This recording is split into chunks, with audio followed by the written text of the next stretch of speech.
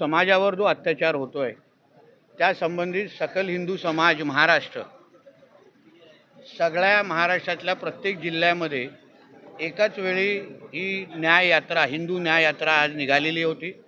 तशीच आमच्या सिंधुदुर्गामध्ये आज हिंदू समाजाने बांगलादेशमध्ये असलेल्या आमच्या हिंदू माता भगिनी आणि बंधूंसाठी त्यांचा आवाज बनण्यासाठी आणि त्यांच्यापर्यंत संदेश पोहोचवण्यासाठी की ते एकटे नाही आहेत।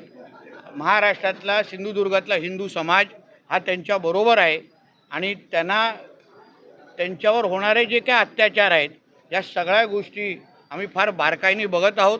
पण त्याचबरोबर आम्हाला आमचे देशाचे पंतप्रधान आदरणीय मोदी साहेब यांच्या नेतृत्वावर प्रचंड विश्वास आहे। आम्हाला विश्वास आहे की मोदी साहेब कुठल्याही हिंदूवर कुठल्याही पद्धतीचा अत्याचार व्हायला देणार नाही, एवढा विश्वास आमच्या मनामध्ये निश्चित पद्धतीने आहे। आणि ह्या न्याययात्रेच्या निमित्ताने तोच संदेश सकल हिंदू समाज सिंधुदुर्ग म्हणून आम्हाला तिथपर्यंत पोहोचवायचा होता। तुम्ही भाषणात एक मुद्दा मांडला, पंतप्रधानांना तुम्ही विनंती केली की देशातल्या पोलिसांच्या बाजूला करा।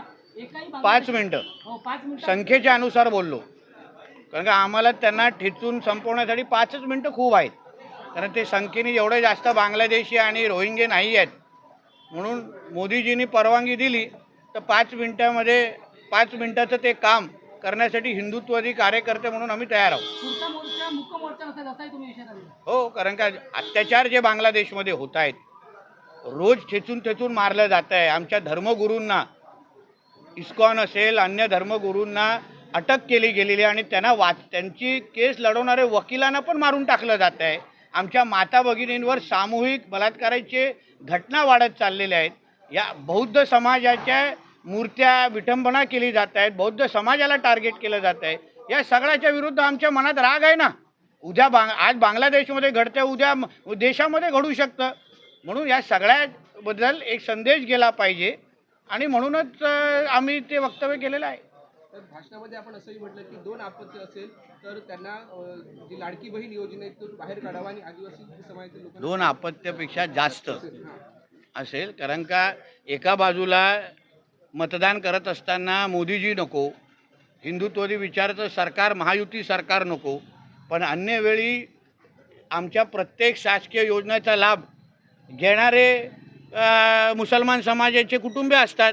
मग तुम्हाला अगर तुमचा धर्मच महत्त्वाचा असेल मग तुम्ही लाभ कशाला घेता?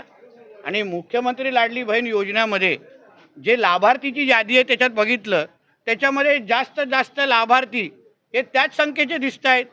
म्हणून मी आदरणीय मुख्यमंत्री देवेंद्र फडणवीसजींना आम्ही विनंती करणार आहे, फक्त आमच्या आदिवासी समाजाला बाजूला म्हणजे वगळून बाजूला ठेवून अन्य ज्यांना 2 पेक्षा जास्त अपत्य असतील त्यांना त्या योजनेमधून वगळावं, मुख्यमंत्री लाडली बहीण योजनेत, जेणेकरून जास्तीत जास्त हिंदू समाज आणि त्याचबरोबर जे सरकारला मतदान करतात, मोदीजींच्या नेतृत्वावर विश्वास ठेवतात, महायुती आणि आमच्या देवेंद्रजींच्या विचारावर विश्वास ठेवतात, त्यांनाच आमच्या योजनेचा लाभ भेटला पाहिजे। मुंबई, पुणे, नागपूर, मराठवाडा असो का विदर्भ, राजकीय, सामाजिक, शैक्षणिक क्षेत्र असो का क्रीडा, सर्वच घडामोडीचे विश्लेषण पाहायला विसरू नका। फक्त देशोन्नती न्यूजवर।